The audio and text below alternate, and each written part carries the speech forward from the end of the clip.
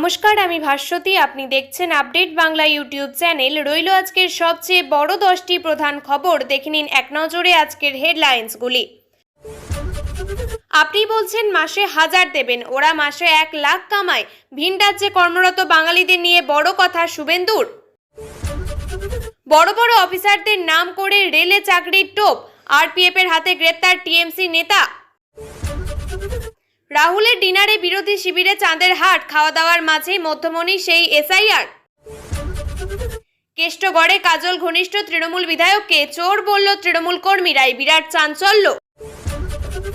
বিরোধী দলনেতা শুভেন্দু অধিকারীর কড়া আক্রমণ। 26-এ তৃণমূলকে বিসর্জন। ওরা হোয়াইট বল মারলে আমি ছক্কা মারবো না কেন? খেলা চলছে জাহর সরকার। বড় বিপদের হাতছানি। লাগাতার পাহাড় কাটতেই সিঁদুরে মেঘ। সেবক বাংলা রেল প্রকল্পে 10 টাকার নোটেও বাংলায় লেখা ছিল, ছবি দেখালেন মমতা।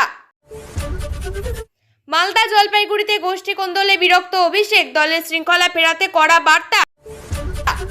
শুভেন্দুগড়ে বিজেপিতে ভাঙন। 20 সক্রিয় পরিবারে তৃণমূলের যোগ। প্রিয় দর্শক, আপনারা প্রতিদিন দেখেন এবং আমরা প্রতিদিন চেষ্টা করি আপনাদের জন্য সঠিক এবং নিরপেক্ষ খবর পৌঁছে দিতে। আমাদের এই ছোট্ট প্রচেষ্টাকে যদি আপনার ভালো লাগে তাহলে দয়া করে একটা লাইক দিয়ে পাশে থাকার বার্তা দিন। আপনার একটা লাইকই আমাদের আগামী দিনের অনুপ্রেরণা। এবার আসছে বিস্তারিত খবরে। আপনি বলছেন মাসে 1000 দেবেন, ওরা মাসে 1 লাখ কামায়। ঘাটালে দাঁড়িয়ে পরিযায়ী শ্রমিক ইস্যুতে মুখ্যমন্ত্রী মমতা বন্দ্যোপাধ্যায়কে তুলোধনা করলেন বিধানসভার বিরোধী দলনেতা শুভেন্দু অধিকারী। শুধু মুখ্যমন্ত্রী নন, ঘাটালের সাংসদ দেবকেও তীব্র ভাষায় কটাক্ষ করতে দেখা গেল শুভেন্দুকে। এদিন ঘাটালে দুরবস্থা নিয়ে ঘাটাল কলেজ মোড় থেকে বিদ্যাসাগর সেতু পর্যন্ত প্রতিবাদ মিছিল করেন শুভেন্দু। বিদ্যাসাগর সেতুর কাছে পথসভাও করেন। সেখানেই পরিযায়ী ইস্যুতে মমতার বিরুদ্ধে দফায় দফায় সুর চড়িয়ে বলেন, পরিযায়ী শ্রমিকরা যারা ফিরে আসবেন তাদের দ্রুত লক্ষ্মীর ভাণ্ডার, স্বাস্থ্যসাথী কার্ড করে দেওয়ার কথা বলছেন মমতা বন্দ্যোপাধ্যায়। আপনি কাদের বলছেন আসতে? ঘাটাল দাসপুরের লোকেদের মাসে 1 লাখ টাকার বেশি রোজগার করে। আপনি বলছেন চলে আসুন, 1000 টাকা দেব। ওরা মুম্বাই, সুরাট, পুনেতে কোটি কোটি টাকা রোজগার করে। ওখান থেকে রোজগার করে এনে পশ্চিমবঙ্গে জমি কিনছে, বাড়ি করছে। ফের একবার সুর চড়ান স্বাস্থ্যসাথী কার্ড নিয়েও। পথসভায় সম্মিলিত দলীয় কর্মীদের উদ্দেশ্যে প্রশ্ন ছুড়ে দিয়ে বলেন, ভুয়ো স্বাস্থ্যসাথী কার্ড ঘাটালের কোনো নার্সিংহোমে নেই। এরপরেই ভিন রাজ্যে কর্মরত মানুষদের কথা তুলে বলেন, ওরা ওখানে ভালো আছে। আয়ুষ্মান ভারতের কার্ড নিয়েই ওরা ওখানে ভালো আছে। শুভেন্দু অধিকারী বলেন, আপনি স্বাস্থ্যসাথী কার্ড করে রাখুন, আপনি খুব তাড়াতাড়ি স্বাস্থ্যসাথী কার্ড দরকার। আপনার সেই কার্ডের দরকার শুরু হয়ে গিয়েছে।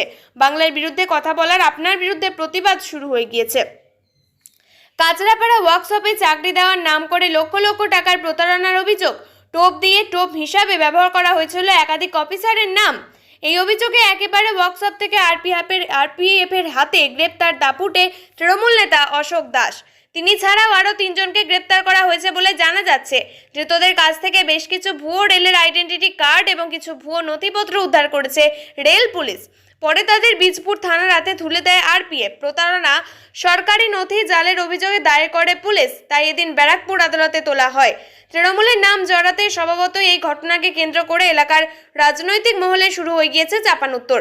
যদিও কাঁচরাপাড়া তৃণমূল সভাপতি খোকন তালুকদার বলেছেন, অশোক দাস ওরফে বুলু কোনোভাবেই তৃণমূলের কর্মী নন। তিনি অনেকদিন আগেই মুকুল রায়ের হাত ধরে বিজেপিতে চলে গিয়েছিলেন। তিনি আবার অশোকের কঠোর শাস্তির দাবি তুলেছেন।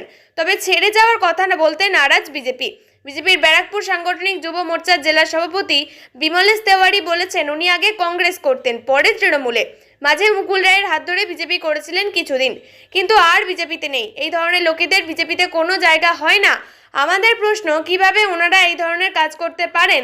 আসলে তৃণমূল কংগ্রেসের একটা সিন্ডিকেট আছে যাদের কাজই হলো চুরি করা। রাহুল গান্ধীর বাসভবনে নৈশভোজের বৈঠকে যোগ দিলেন অভিষেক বন্দ্যোপাধ্যায়। শুধু অভিষেক নয়, দেখা গেল বিরোধী শিবিরের এক ঝাঁক মুখকে। উপস্থিত ছিলেন সোনিয়া গান্ধী, প্রিয়াঙ্কা গান্ধীও। বৈঠকে সস্ত্রীক দেখা গেল অখিলেশ যাদবকে এবং সস্ত্রীক উদ্ধব ঠাকরে। দেখা গেল ফারুক আবদুল্লাহ, এম.এ. বেবি, শরদ পাওয়ার, সুপ্রিয়া সুলে, কানি মাঝি, টি.আর. বালুকেও। সূত্রের খবর, গোটা আলোচনা পর্বে কিভাবে বিহারের ভোটারদের বাদ দেওয়া হয়েছে সেই বিষয়ে একটি প্রেজেন্টেশন দেখান স্বয়ং রাহুল গান্ধী। 11ই আগস্ট নির্বাচন কমিশন অভিযানে সব বিরোধী দলের সাংসদরা যাতে যোগদান করেন সেই বিষয়ে নেতৃত্বের কাছে আবেদন জানানো হয়। বিহারে রাহুল এবং তেজস্বীর নেতৃত্বে যে জনসভা কর্মসূচি ঘোষণা করা হয়েছে সেই কর্মসূচিতে সব বিরোধী দলের নেতৃত্বকে যোগদান করার আবেদন জানানো হয়। সূত্রের খবর, নৈশভোজের শেষে একসঙ্গে রাহুল গান্ধীর বাসভবন থেকে বেরিয়ে আসেন অভিষেক, অখিলেশ এবং তেজস্বী। অভিষেককে স্বাগত জানাতে এগিয়ে আসেন খোদ রাহুল গান্ধী এবং সোনিয়া গান্ধী। অন্যদিকে দীর্ঘক্ষণ সিপিএমের সাধারণ সম্পাদক এম.এ. বেবির সঙ্গে কথা বলেন প্রিয়াঙ্কা গান্ধী। যদিও আলাদা করে তাদের মধ্যে কোনো বিষয়ে কথা হয়েছে তা জানা যায়নি।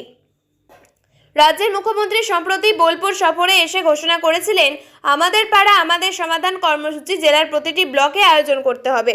সেই নির্দেশ মেনে বিকেল 5টা নাগাদ নানুর বিধানসভার অন্তর্গত কসবা পঞ্চায়েতের কসবা গ্রামে এই কর্মসূচির একটি বৈঠক অনুষ্ঠিত হয়। অভিযোগ, ওই সভায় উপস্থিত এলাকাবাসীরা নানুরের তৃণমূল বিধায়ক বিধানচন্দ্র মাঝিকে চোর বলে কটাক্ষ করে বিক্ষোভ দেখাতে শুরু করেন। কিছু সময়ের জন্য পরিস্থিতি অশান্ত হয়ে পড়লে পাড়ুই থানার পুলিশ এসে পরিস্থিতি নিয়ন্ত্রণে আনে। স্থানীয়দের অভিযোগ, পঞ্চায়েতের বিভিন্ন উন্নয়নমূলক প্রকল্পে বরাদ্দ টাকা দুর্নীতির মাধ্যমে লুট করা হচ্ছে। অভিযোগ অনুযায়ী তাদের ছত্রছায়ায় কসবা পঞ্চায়েতের অন্তর্গত 3 জন সদস্য উপপ্রধান আকাশ শেখ, হৃদয় এবং বিকাশ এই দুর্নীতির সঙ্গে যুক্ত। এলাকার বাসিন্দারা দাবি তুলছেন, এদের অবিলম্বে শাস্তির আওতায় আনতে হবে, না হলে পঞ্চায়েতের কাজ বন্ধ করে দেবে।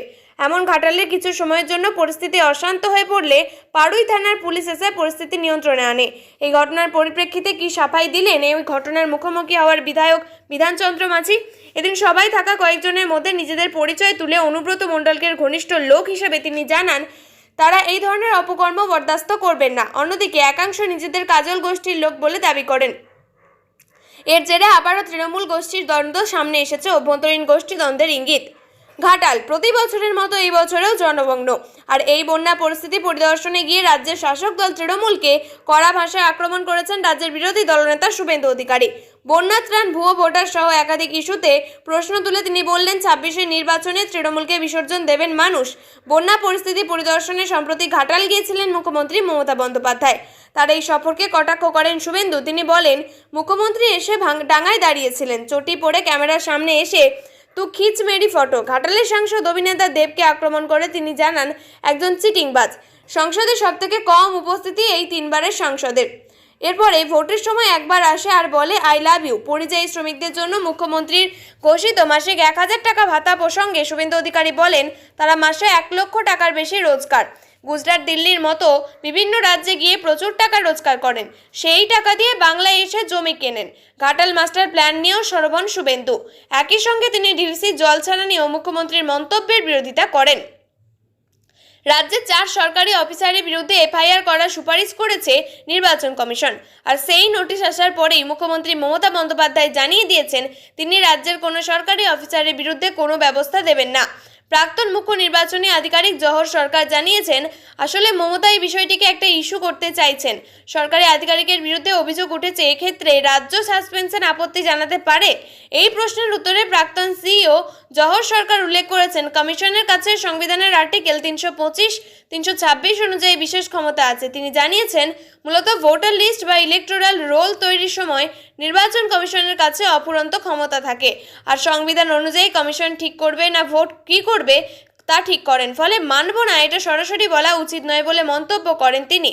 তবে সেই নিয়ে রাজ্যে আইনি মতামত নিতে পারে এবং কমিশনে জানাতে পারে, তা না করে এভাবে সরাসরি না বলে দিয়ে মুখ্যমন্ত্রী এইটাকে ইস্যু করে বলেন, মন্তব্য করেছে জহর সরকার। তিনি বলেন, ওরা হোয়াইট বল মেরেছে, আমি কেন ছক্কা মারবো না, এরকম একটা খেলা চলছে। প্রত্যেক বছর একই ছবি, ফি বছর বর্ষা এলেই ধসে মারাত্মকভাবে ক্ষতিগ্রস্ত হচ্ছে 10 নম্বর জাতীয় সড়ক। সহজ সমাধান হিসাবে রাস্তা তলিয়ে গেলেই পাহাড় কেটে ফের তৈরি হয়ে যেত রাস্তা, কিন্তু এভাবে পাহাড় কাটতে গিয়ে এবার বিপদের মুখে রেল প্রকল্প। একদিকে তিস্তা, অন্যদিকে তিস্তার গা ঘেঁষে যাওয়া 10 নম্বর জাতীয় সড়ক, আর তার ওপরেই রয়েছে ভূগর্ভস্থ গুহাপথ।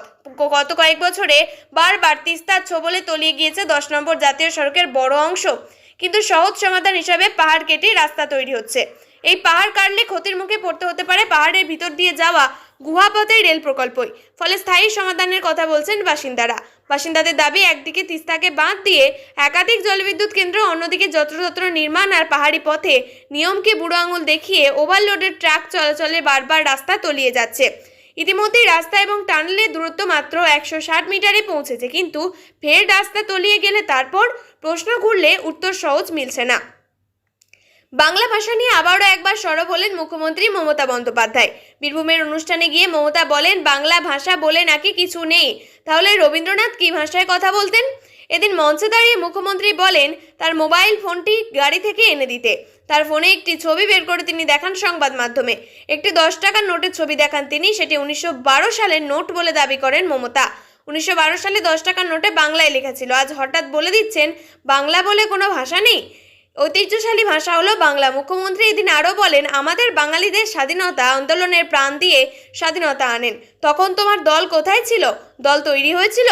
ভিন রাজ্যে বাংলাভাষীদের হেনস্থা এবং বাংলা ভাষাকে অপমানের অভিযোগে আগেই সরব হয়েছে তৃণমূল। বিজেপিকে লাগাতার নিশানা করে চলেছেন মুখ্যমন্ত্রী তথা তৃণমূল সুপ্রিমো মমতা বন্দ্যোপাধ্যায়। এই ইস্যুতে বুধবার ঝাড়গ্রামে 3 কিলোমিটার মিছিলেও হাঁটেন তিনি। তৃণমূলের অন্তরে চলতে থাকা অন্তর্দ্বন্দ্ব এবং নেতৃত্বের দ্বৈরথ থামাতে এবার কড়া বার্তা দিলেন অভিষেক বন্দ্যোপাধ্যায়। কলেজ স্ট্রিটের কামাক স্ট্রিটে মালদা এবং জলপাইগুড়ির কলকাতার কামাক স্ট্রিটে মালদা এবং জলপাইগুড়ি জেলার শীর্ষস্থানীয় নেতাদের নিয়ে 6 ঘন্টা ধরে দুটি পৃথক বৈঠকে দলের শৃঙ্খলা রক্ষার কড়া বার্তা দেন তৃণমূলের সর্বভারতীয় সাধারণ সম্পাদক। লোকসভা নির্বাচনে জেলার হতাশাজনক ফলাফলের পরিপ্রেক্ষিতে তিনি তুলনামূলক বিশ্লেষণ টেনে ধরেন। 2011 সালে মালদা জেলার 8টি বিধানসভা আসন দখলে রাখা তৃণমূল 2024-এর একটিতেও লিড নিতে পারেননি, বরং বিজেপি এবং বাম কংগ্রেসের জোট 6টি আসনে এগিয়ে গিয়েছে, যা গোষ্ঠী কোন্দলেরই প্রতিফলন মনে করেন অভিষেক। এই পরিস্থিতি থেকে বেরোতে আমাদের পাড়া আমাদের সমাধান কর্মসূচি সংগঠন গড়ে তোলার নির্দেশ দেন এবং ব্লক স্তরের পরিবর্তন নিয়েও আলোচনা করেন। তবে বুথ সংগঠন মজবুত করার বিষয়ে প্রয়োজনীয় পদক্ষেপের কথা বলেন তিনি। 2 জেলার ক্ষেত্রে অভিষেকের বার্তা স্পষ্ট, সংগঠনকে শক্তিশালী করাই এখন মূল লক্ষ্য। রাজ্যের বিরোধী দলনেতা শুভেন্দু অধিকারী নিজের জেলা পূর্ব মেদিনীপুরে ভারতীয় জনতা পার্টির গড়ে বড় বড় ধরনের ভাঙন দেখা দিয়েছে। পটাশপুর বিধানসভা কেন্দ্রের পচেট গ্রাম পঞ্চায়েতের চন্দনপুর গ্রামে 20টি সক্রিয় পরিবার বিজেপি ছেড়ে তৃণমূল কংগ্রেসে যোগদান করেছে। রাজনৈতিক বিশ্লেষকদের মতে পূর্ব মেদিনীপুরের শুভেন্দু অধিকারীর প্রস্তাব থাকলেও তৃণমূল কংগ্রেস ধীরে ধীরে তাদের সাংগঠনিক কাঠামো শক্তিশালী করছে। পটাশপুরে এই যোগদান তৃণমূলের কৌশলগত সাফল্যের একটি উদাহরণ। বিশেষ করে মমতা বন্দ্যোপাধ্যায়ের নেতৃত্বে তৃণমূলের উন্নয়নমূলক প্রকল্পগুলি যেমন লক্ষ্মীর ভাণ্ডার, কন্যাশ্রী, স্বাস্থ্যসাথী গ্রামীণ এলাকার জনসমর্থন বাড়িয়েছে। এই প্রকল্পগুলির প্রভাবে সাধারণ মানুষ তৃণমূলের প্রতি আকৃষ্ট হচ্ছেন বলে মনে করা হচ্ছে। তবে আগামী পঞ্চায়েত নির্বাচনের আগে এই ধরনের ঘটনা তৃণমূলের পক্ষে রাজনৈতিক সুবিধা নিয়ে আসতে পারে বলেই মনে করা হচ্ছে। তবে তৃণমূল কংগ্রেসের নেতৃত্ব মনে করছে এই ধরনের দলবদল তাদের দলের শক্তি বৃদ্ধির পাশাপাশি বিজেপির অভ্যন্তরীণ দ্বন্দ্ব এবং দুর্বলতাকে প্রকাশ করছে। অন্যদিকে বিজেপির নেতৃত্ব এই ঘটনাকে তুচ্ছ করে তাদের সাংগঠনিক কাজ অব্যাহত রাখার কথাও বলেন। পটাশপুরে এই ঘটনা তাদের জন্য একটি সতর্কতার বার্তা হিসাবে কাজ করছে। আগামী দিনে পূর্ব মেদিনীপুরের রাজনৈতিক সমীকরণ কিভাবে গড়ে ওঠে সেটাই এখন দেখার বিষয়।